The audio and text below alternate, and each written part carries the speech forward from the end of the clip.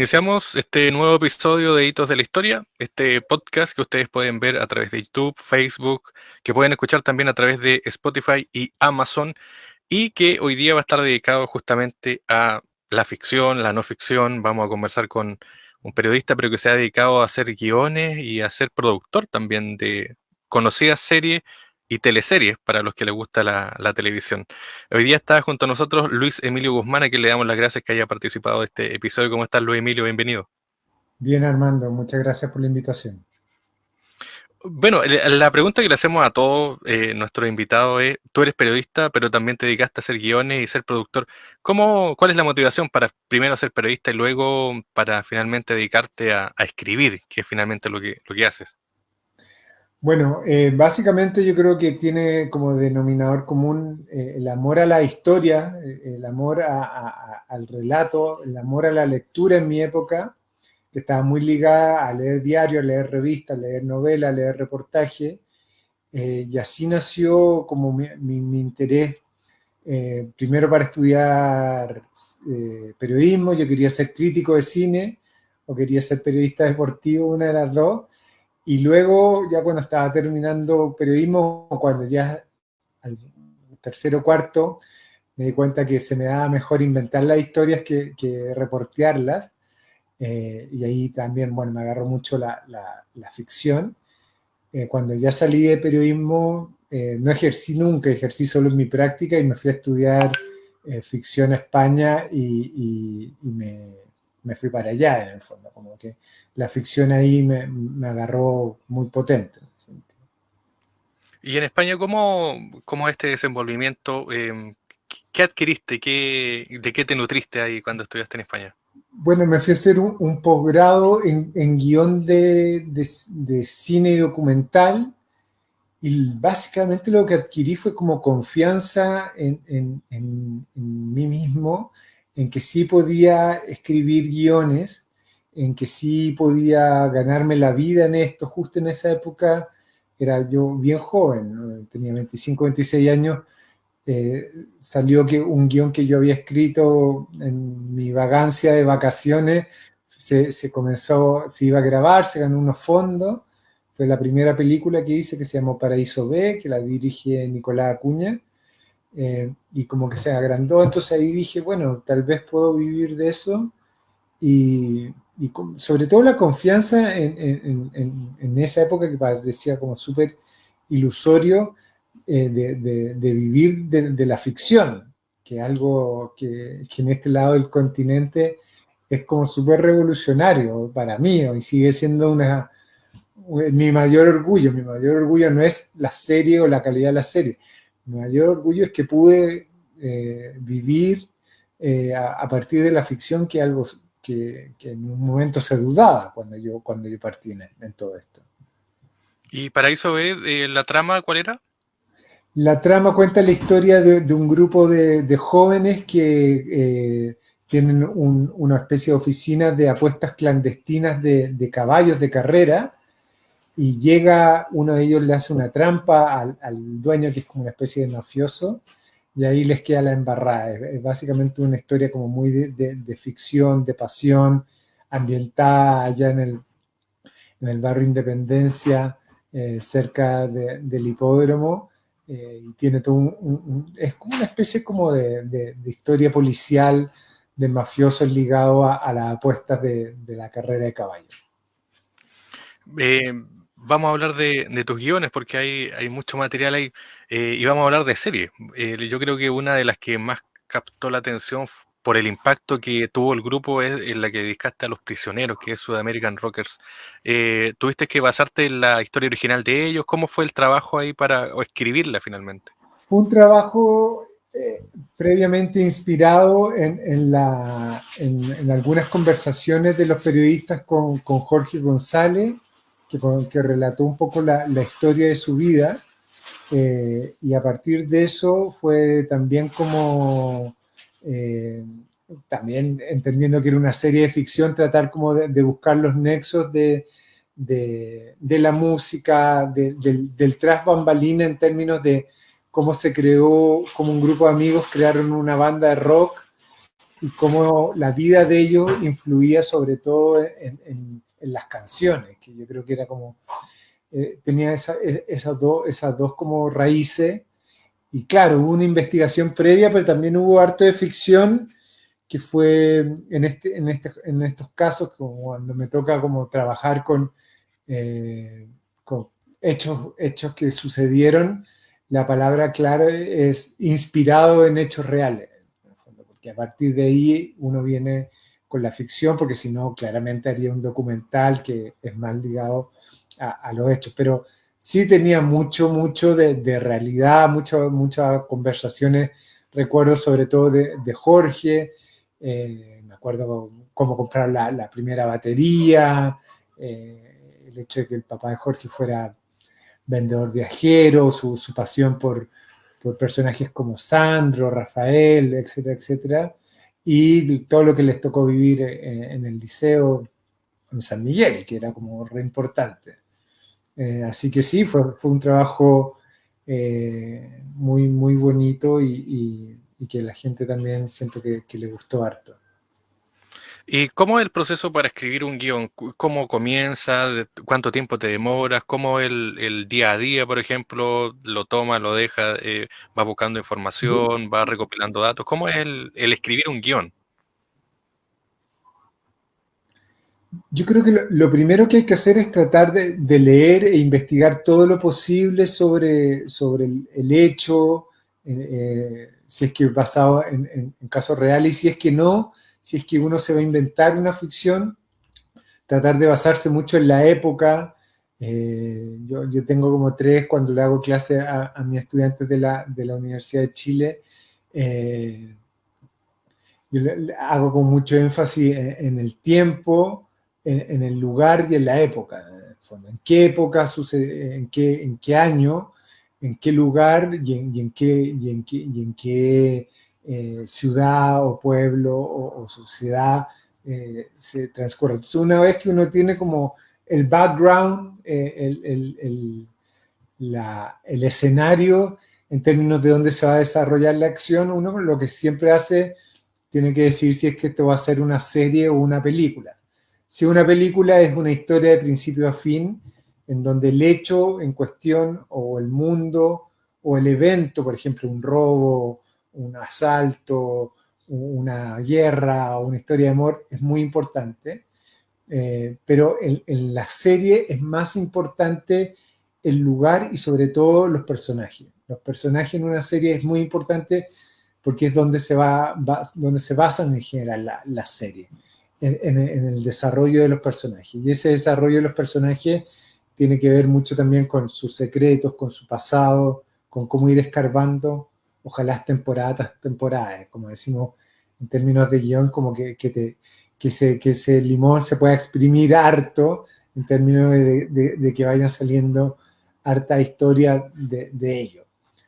Básicamente es un trabajo bien, las series no tanto, las películas un poco más, es más solitario, en donde uno está como, pero en donde uno también uno desarrolla una constancia en términos de sentarse todos los días, de armar un diagrama que uno lo puede armar con lápiz y un papel, pero después trabajar en las escenas, uno hace unos argumentos, después uno hace una escaleta, que son las escenas resumidas, y luego comienza a escribir las escenas con los diálogos de los personajes.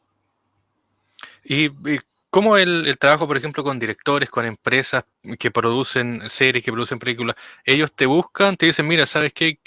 Queremos que nos invente una historia o tenemos esta historia y quiero que me la escribas, que hagas un detalle, que agregue esto. ¿Cómo es la relación ahí? Ese es como el ideal, como que te busquen las empresas. Pero lo que sucede casi siempre es que uno busca las empresas. Uno busca, ahora como que yo ya he tenido la suerte de comenzar a escribir para afuera. Uno lo que hace es que hace unos pitching, que hace unas presentaciones.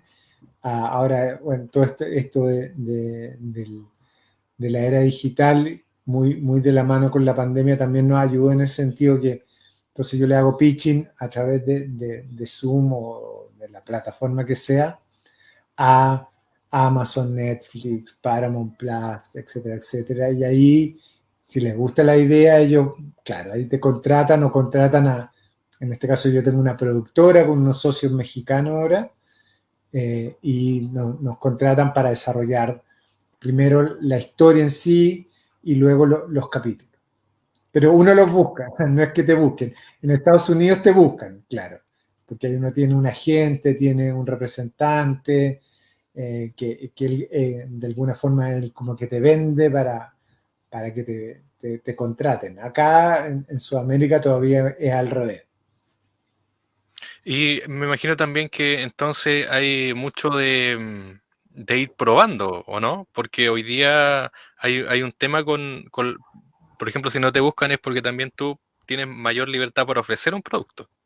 Claro, ¿no? Y hay que, como tú dices, hay que ir probando y hay que ir olfateando o descubriendo, es prueba y error de qué es de lo que están buscando ellos, en el sentido como qué temas están buscando, qué temas se vienen, qué series están triunfando y que por ende van a salir a buscar, qué géneros tienen más éxito.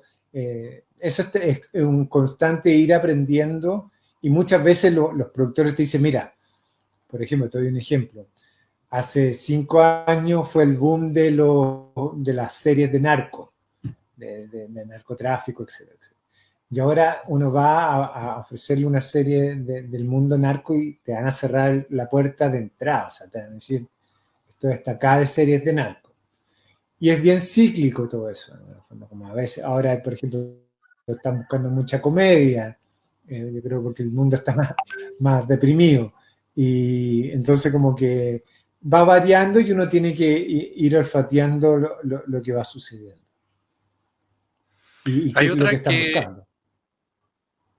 claro, hay otra que escribiste que es Sitiados, que eso es como ya más de época, ¿o no? Hay un tema ahí con historia, con un tema más detallista. ¿Cómo fue escribir eso?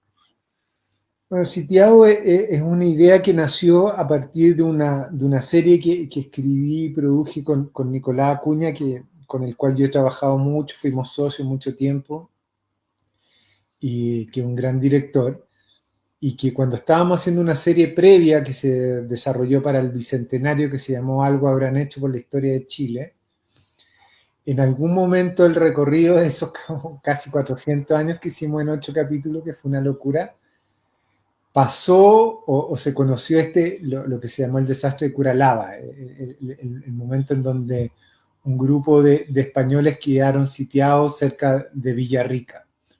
Y cuando terminamos la serie, quedamos muy buena relación con Televisión Nacional y Televisión Nacional dijo, hay que hacer algo nuevo, y ahí nació la idea de sitiado, de llevar ya en esto mucho más ficción a ese hecho dramático. Y claro, ahí hubo que estudiar mucho. La cabeza era Carmen Gloria López, que después fue directora de programación de TVN, pero en esa época era guionista, y se investigó mucho y en un momento tuvimos la suerte de que Fox se interesó, de que nos ganamos acá un fondo importante, pero siempre con un grado importante de ficción. O sea, entre medio había una historia de amor entre un líder mapuche y una de las hijas del malvado. Había como siempre también tópicos que uno le dice que son súper universales y que también ayudaron a que la serie se viera en toda Sudamérica, y después tuvo 3 temporadas más.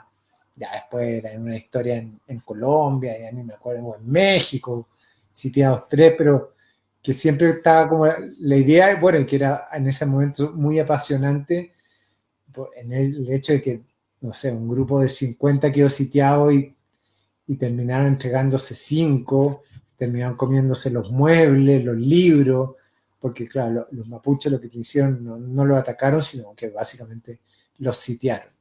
Sí, fue también una bonita experiencia. Bueno, tú nombraste la anterior, a Sitiados, que algo habrán hecho, que es con Pancho Melo y no me acuerdo el nombre del historiador. Y hay otra que hicieron en Argentina, si no me equivoco, ¿no? ¿Cómo fue el Claro, trabajo ahí? No, este es un formato argentino que primero se hizo en Argentina, que lo hizo, bueno, Felipe Piña, que es un historiador súper Claro que ha importante. estado aquí en este Ah, que programa, igual estaba. por si acaso. Ah, estaba Felipe. Ya, bueno, buenísimo. Bueno, que es un historiador, yo le diría pop, muy importante con libros, con un personaje que es un animador también súper importante que se llama Mario Pergolini, el creador de Caiga quien caiga, entre otras cosas. Claro, y ellos armaron este formato. TVN compró el formato y nos pidió a Promocine, que era Nicolás y yo en ese sentido, de que adaptáramos.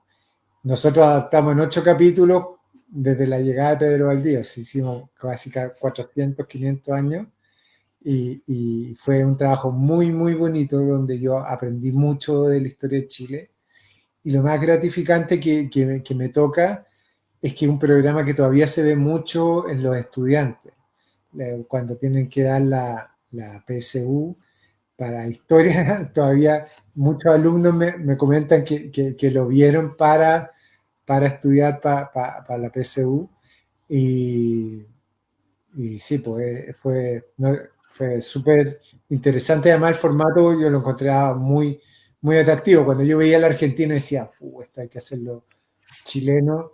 Y fue una de las pocas, mira, fue uno de los pocos programas cuyo formato adaptamos. Yo creo que si algo es bueno es que generalmente somos como generadores de contenido, que es algo re importante y que es lo que me gusta a mí. Bueno, y de ahí pasamos a las teleseries. Isla Paraíso, si no me equivoco, te tocó guionar, que era en Chiloé, que además también fue muy masiva por el tema de que salieron de Santiago, que la, se generó todo un tema ahí en cuanto a imagen. ¿Cómo el tema, bueno, cómo nace y cómo escribes Isla Paraíso, pero también te pregunto, agregado a esto, ¿cómo es escribir para teleseries? Porque muchos piensan que uno escribe de principio a fin la teleserie, le entrega a los actores y se deshace, listo, sigue No, trabajando. No sé cómo es el formato ahí. no, el formato depende mucho de la teleserie. Esta Isla Paraíso, que se suponía que íbamos a escribir 90 capítulos y terminamos escribiendo 143, me acuerdo. Es claro, otro formato. El formato de las teleseries es un formato mucho más colaborativo en donde uno trabaja con un equipo de guionistas, un jefe guionista que en este caso es Alejandro Cabrera, y se trabaja muy de la mano con un personaje muy fundamental en las teleseries chilenas, que es la Kena Rencoret, y que ella tenía como el sueño con Alejandro de volver a hacer esas teleseries noventeras de TVN en donde se iba fuera de Santiago y, y Alejandro había leído en algún lado, bueno, siempre como esta inspiración, que en algún lugar de España, por ejemplo, un pueblo había quedado sin mujeres. Y ellos como que ofrecían trabajo para que fueran mujeres para poder casarse, conocer mujeres. Y a partir de ahí se creó esta idea de una isla en donde ya no quedaban mujeres, todos se habían ido. Y llegan estas mujeres a trabajar y ahí obviamente lo que sucede. Y lo que sucede en teleserie, depende mucho de la teleserie, pero acá nos tocó, es que uno va viendo nosotros escribíamos ya y se grababa a la semana, entonces uno puede ir viendo el feedback del People Meter o del rating muy de la mano y muchas veces pues no, a nosotros nos tocó alargar la teleserie mucho y en otros casos lo que se hace es que se trabajan algunas tramas más, se traen de vuelta personajes que funcionaron, se matan a personajes que no funcionan, pero es un trabajo más interesante en el sentido de que puede ser un poco reiterativo en términos como de trabajo más constante, pero también un trabajo más colaborativo porque uno trabaja con un equipo de 4 o 5 guionistas, más la productora, más el director, o sea, es menos solitario que otros trabajos que son las series o las películas que hablan, que son más más solitario, que uno trabaja solo muy de vez en cuando con el director. Esa es la gran diferencia. Y dura más tiempo y te pagan mejor también. Claro, a medida que la audiencia sube, pagan mejor, pero también me imagino que, como tú lo decías, estás más cerca viendo más cerca el resultado. Entonces, ¿cómo lo hacen? ¿Se sientan? Dicen, mira, nos dio buen resultado esto, tenemos que cambiar esto. ¿Cómo es el trabajo ahí con los otros guionistas?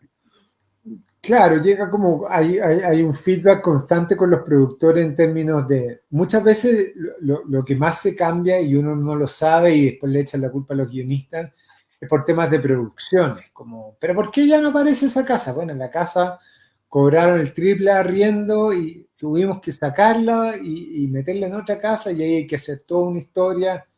O sea, en términos, la cosa de la producción muchas veces influye en la historia, aunque uno no lo quiera. Y la otra, claro, no es como que te digo que se vaya cambiando día a día por el rating, pero en términos como de grandes decisiones de alargue o de darle a ciertas tramas un poco más, uno lo hace después no sé, 10 capítulos en donde uno va viendo que cuando aparece un personaje le va mejor, etcétera, etcétera, y ahí se aumenta. Esto en Isla Paraíso, por ejemplo, ahora, ahora está al aire una teleserie, que la teleserie de la tarde, me Hasta adelanté un poco, pero encontrarte. hasta encontrarte que una serie que escribimos completa y que cuando la entregamos se comenzó a grabar 6 meses después. Entonces ahí yo me desentendí, no se reescribió nada en ese sentido. Se grabó completamente y es una teleserie que uno sabía dónde partía y dónde terminaba y un poco como que la escribió a ciega, que tenía más libertad, menos presión y que también tuvo una cosa de investigación re importante, en ese sentido como que creo que Megavisión se atrevió con un tema muy importante acá en Chile, que es el robo de guaguas durante la dictadura. Y que es un tema que sale en algunos reportajes, pero que fue bueno, uno de los coletazos más de una época terrible para nuestra historia, pero que fue una realidad. Y en especial con personas más pobres. Entonces, fue, claro, ahí entra la ficción, el amor, etcétera, pero también de fondo hay una denuncia a ciertos curas, a cierta parte de la iglesia que hizo la vista gorda y, ¿de qué más decir? De una institucionalidad también superviciada en ese sentido.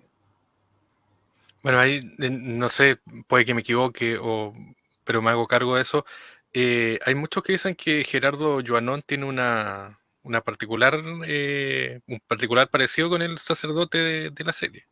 Sí, no, eso es así, o sea, está inspirado en un libro de una de las víctimas, de una de las chicas que fue eh, traficada, vamos a decir, por Joanón, y que luego reconstruyó su historia. Y evidentemente, claro, ahí hay responsabilidades, yo no diría particulares, yo lo que tengo, como que lo que pudimos, que muchas veces una vista gorda de cierta parte de la iglesia que estaba en corrupción con una clínica, que era súper importante, y para sacar a la cantidad de guaguas que sacaron de Chile, evidentemente que también había que tener algo ahí en extranjería. Fue una situación horrible que, que a mí me alegra que de alguna forma se ponga en el tapete, aunque sea a través de una teleserie. Claro, y además que también la libertad para crear. ¿Cuántos capítulos tiene la historia? Ahí se produce, nosotros escribimos 56 capítulos bien largos y lo que hace el canal es que los divide muchas veces. Ah. Entonces no sé cuántos finalmente van a ser al aire. Yo creo que van a ser unos 90 al aire. Pero esa Pero historia está completa, escrita, ya no hay opción de modificarla. no, no, no. Ahí, esa fue escrita y fue y fue nunca tocada en el fondo. sí había un feedback constante, pero nunca más, en el fondo. A diferencia de Isla Paraíso, que yo entendía era mucho más importante porque iba en otro horario y era como una apuesta del canal mucho más importante. Y bueno, esa es la etapa como guionista, pero está la etapa también como productor. ¿Qué hace un productor y qué es finalmente lo que genera que en las producciones el productor o productora? Bueno, depende mucho del productor. Lo que me tocó a mí cuando partí era como que básicamente como medio como circo pobre, como señor Corales, que escribía las series, las producía. Y un trabajo conjunto en esa época con series como Justicia para Todos, Cárcel de Mujeres, Los Archivos del Cardenal, en donde no solo la escribía, sino además tenía que tener el feedback constante del canal o de la contraparte, en ese sentido de recibir sus comentarios, participar en la elección del casting, participar en el presupuesto, muchas veces negociar con los equipos técnicos, negociar con los actores. Eh, es un trabajo que no, en un momento me saturó, que es bien estresante, pero que también sentía que yo era necesario para también como cuidar el producto que creaba. Y si uno ve en la experiencia de los guionistas gringos, de los guionistas norteamericanos, la mayoría efectivamente son productores, son los productores ejecutivos de su serie o como se les denomina ahora showrunner.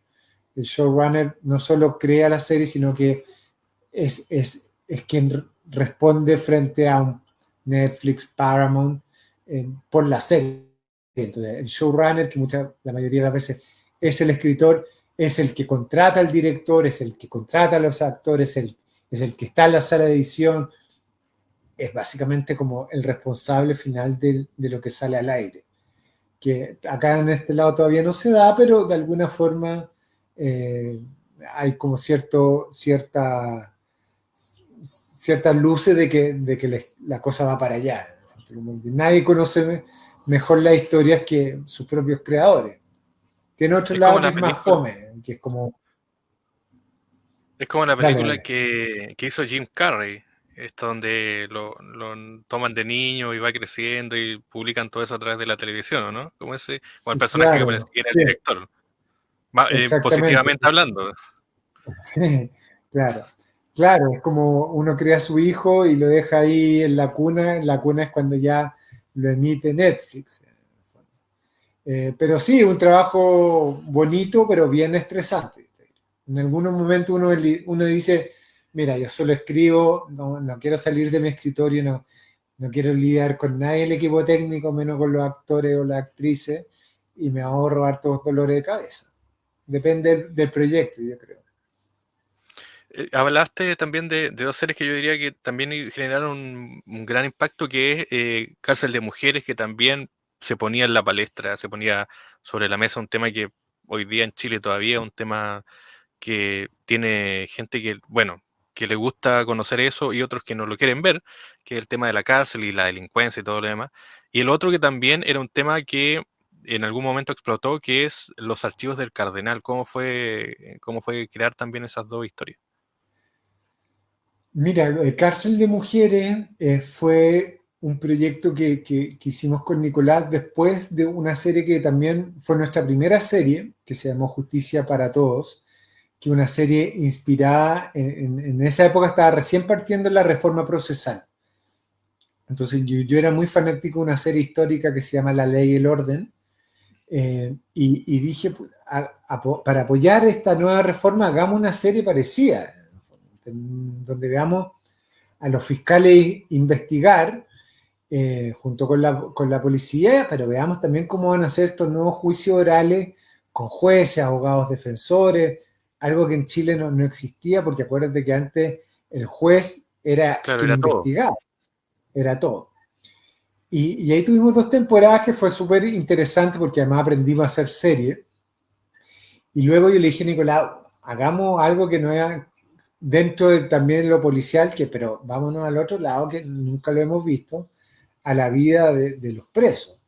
y nos pareció súper interesante el género de cárcel de mujeres, porque en esa época yo creo que todavía había mucha humanidad, muchos sentimientos, mucha acción, mucho peligro, etcétera, pero también mucha cosa interesante en el mundo carcelario femenino.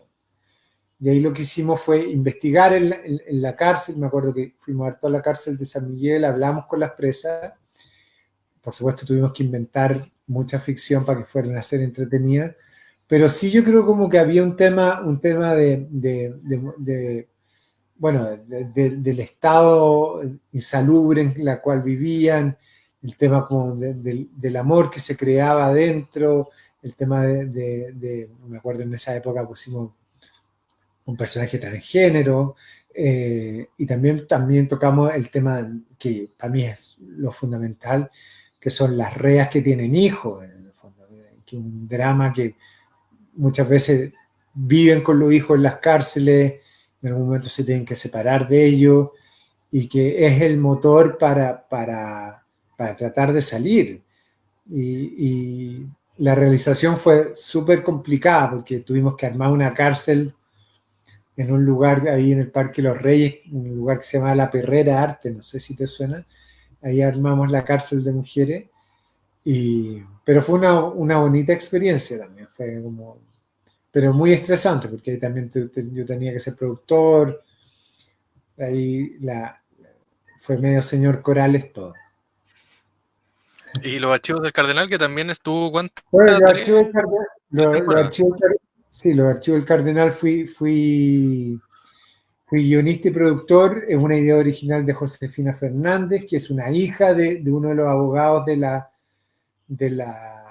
vicaría, así que también era como un caso muy importante para mí porque yo conocía mucho también la historia de los abogados de la vicaría, y fue un trabajo también súper, súper bonito en términos como de reconstrucción. Nos basamos mucho en casos que sí habían ocurrido, y en donde, bueno, recreamos un lugar que es muy importante para la historia de Chile, que es la Vicaría de la Solidaridad, y que fue, fue re importante en términos. Y a la vez teníamos, a mí me gusta mucho el género policial de investigación, también teníamos como una rama investigativa que me pareció súper interesante y que tuvo también ahí mucho éxito y dio mucho que hablar.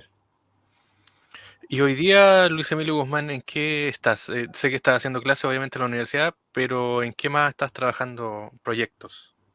Bueno, yo soy profesor de guión de la Universidad de Chile, hago guión de largometraje y guión de serie. Estoy muy agradecido de la universidad.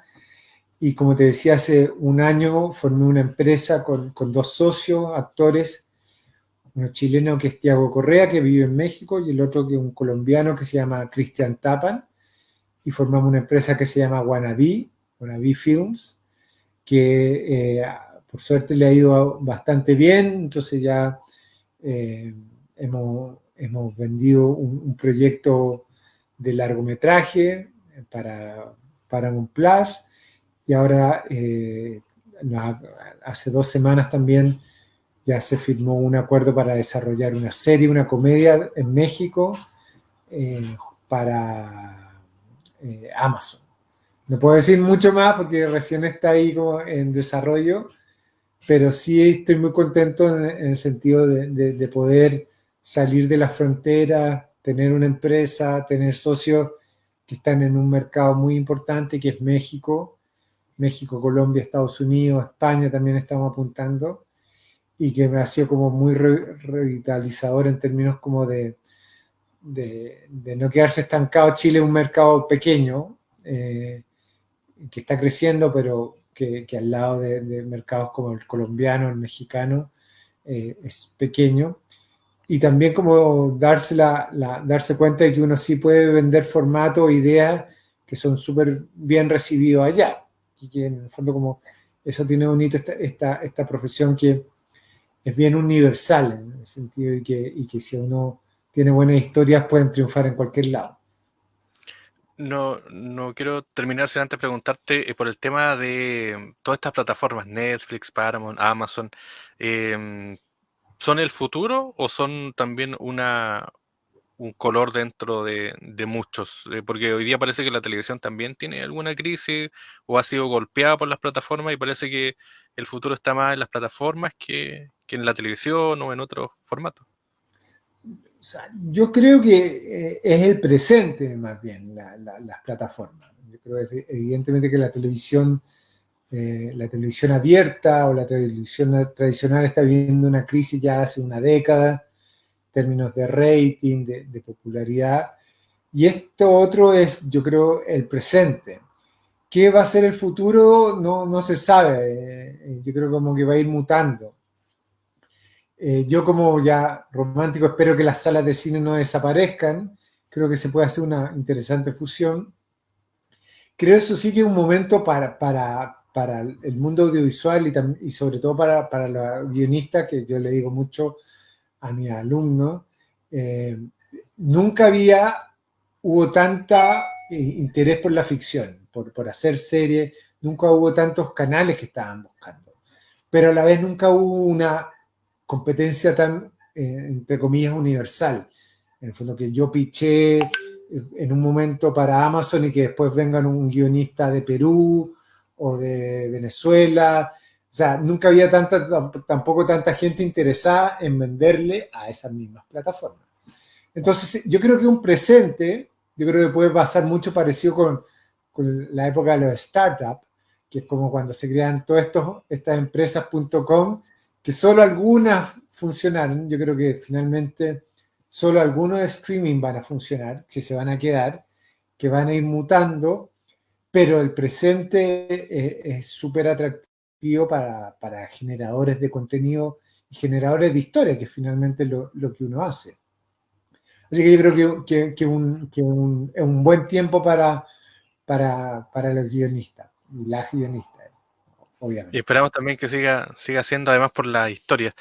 Luis Emilio Guzmán, profesor, guionista, productor, te agradezco el tiempo, muchas gracias como siempre y bueno, éxito en los proyectos que vengan y además para posicionar a Chile también afuera, que es lo importante. Sí. No, muchas gracias a ti, Armando. Un saludo. Que estés bien. Gracias.